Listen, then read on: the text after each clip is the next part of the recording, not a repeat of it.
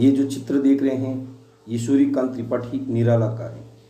ध्वनि कविता के रचनाकांत सूर्यकांत त्रिपाठी, जिनको निराला नाम से भी जाना जाता है, का जीवन काल 1899 से 1961 तक रहा।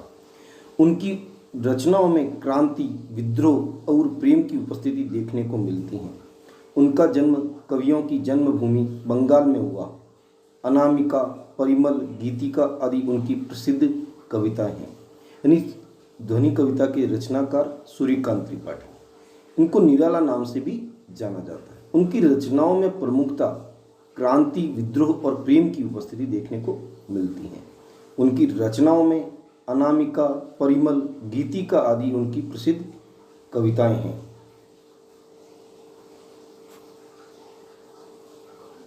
कविता का स्वस्वर वाचन करेंगे। अभी न होगा मेरा अंत, अभी अभी ही तो आया है मेरे वन में मृदुल वसंत। अभी न होगा मेरा अंत, हरे हरे ये पात, डालियां कलियां कोमल गात। मैं ही अपना स्वप्न मृदुल कर फिरूंगा निद्रित कलियों पर, जगा एक प्रत्यूष मनोहर। पुनः पीछे दोहराएंगे। अभी न होगा मेरा अंत, अभी अभी ही तो आया है मेरे वन में मृदुल वसंत।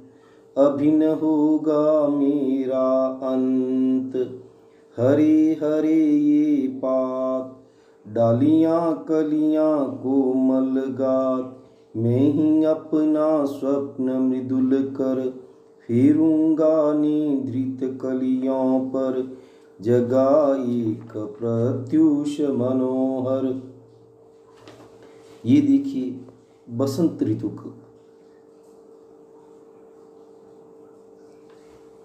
में प्रकृति जो सजती है उसका एक चित्र है। बसंत ऋतु में पेड़ पौधे हरे भरे होते हैं, कलियां खिल जाती हैं, एक प्रकार से पौधों में नई जान आती है, मौसम बहुत सुहावना होते हैं।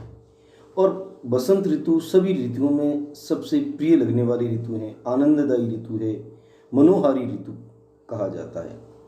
इस मौसम में न सर्दी होती है न वर्षा होती है, इसलिए इसे बस ऋतुओं का ऋतुराज भी कहा जाता है। क्योंकि प्रकृति पल्लवित पुष्पित तो होती है, साथ मौसम बड़ा सुहावना होता है, न सर्दी न गर्मी न वर्षा, एक प्रकार से आनंद देने वाली ऋतु होती है। जो मौसम अनुकूल होता है हमारे लिए और चारों तरफ प्रकृति पल्लवित पुष्पित और खिलती हैं। शब्दार्थ समझेंगे। मृदुल कोमल, पात पत्ता, गात यानी शरीर, निद्रित सोया हुआ, प्रत्युष प्रातःकाल, तंद्रालस नींद से अलसाया हुआ, लालसा कुछ पाने की चाह या इच्छा, अभिलाषा। अभी न होगा मेरा अंत, अभी अभी ही तो आया है मेरे वन में मृदुल वसंत। अभी न होगा मेरा अंत।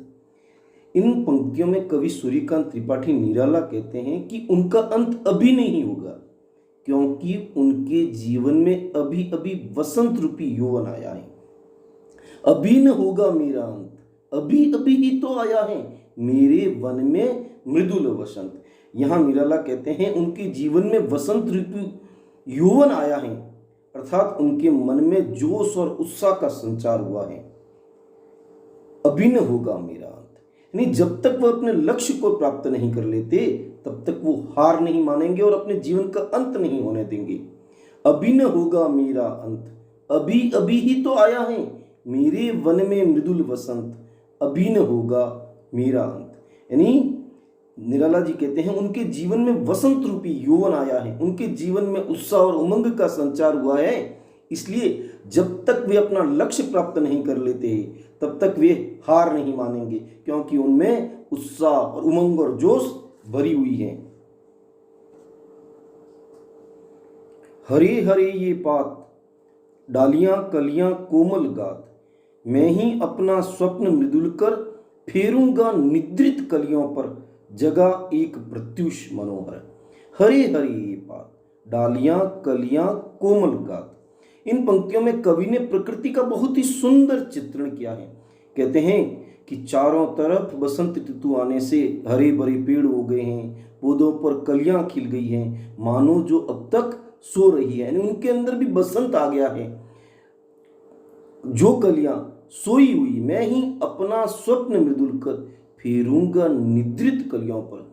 जो निद्रित कलियां हैं, अलसाई हुई हैं, प्रमादग्रस्त है, आलस्यग्रस्त हैं, उन कलियों पर कवि एक प्रातःकाल रूपी एक प्रकार से जोश और उमंग का उत्साह का संचार कर उन कलियों में भी एक प्रकार से उन कलियों को दिशा देगा, उनके जीवन में भी एक अच्छी सुबह लाएगा।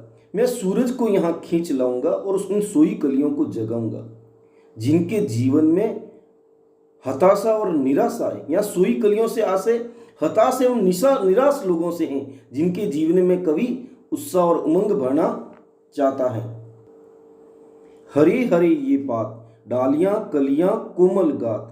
मैं ही अपना स्वप्न मृदुल कर फेरूंगा निद्रित कलियों पर जगा एक प्रत्युष मनोहर।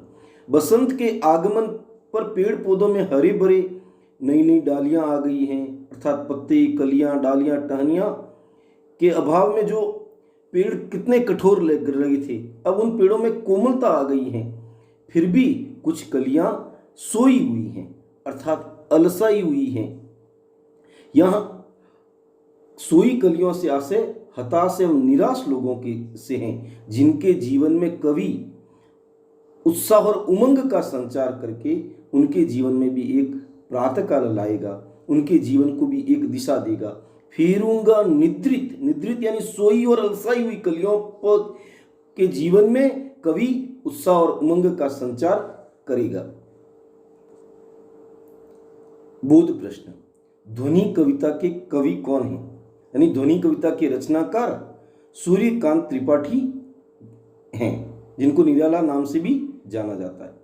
कवि के जीवन में आने वाली खुशियों की तुलना किससे की गई है? वसंत ऋतु से। कवि के जीवन में आने वाली खुशियों की तुलना बसंत ऋतु से की गई है। ऋतुराज किसे कहा गया है? यानी ऋतुओं का राजा किसे कहा गया है? बसंत ऋतु को। मृदुल का क्या अर्थ है? मृदुल शब्द का अर्थ कोमल है। कवि के मन में क्या भरा हुआ है? कवि के मन में जोश और उत्साह भरा हुआ है। कवि को ऐसा विश्वास क्यों है कि उसका अंत अभी नहीं होगा? क्योंकि उसके जीवन में उत्साह और उमंग भरी हुई है, जोश और उत्साह भरा हुआ है। इसलिए वह जब तक वह अपने लक्ष्य को प्राप्त नहीं कर लेता तब तक वह अपना अंत नहीं होने देगा। आज का गृह कार्य, प्रश्न क्रमांक 1, वसंत को ऋतुराज क्यों कहा जाता है? यानी वसंत ऋतु को ऋतुओं का राजा क्यों कहा जाता है? प्रश्न क्रमांक 2, बसंत ऋतु में आने वाले त्योहारों के विषय में जानकारी एकत्रित कीजिए। यानी वसंत ऋतु में कौन कौन से त्योहार आते हैं, उनके नाम लिखें, एक त्योहार का वर्णन भी करें। ऋतु परिवर्तन का जीवन पर गहरा प्रभाव पड़ता है। इस कथन की पुष्टि आप किन किन बातों से कर सकते हैं? ऋतु परिवर्तन का हमारे जीवन पर क्या प्रभाव पड़ता है, विस्तार से समझाइए। जो बोध प्रश्न समझाए वे भी करने हैं और ये गृह कार्य में डाले। ये दोनों प्रकार के प्रश्न गृह कार्य में करने हैं।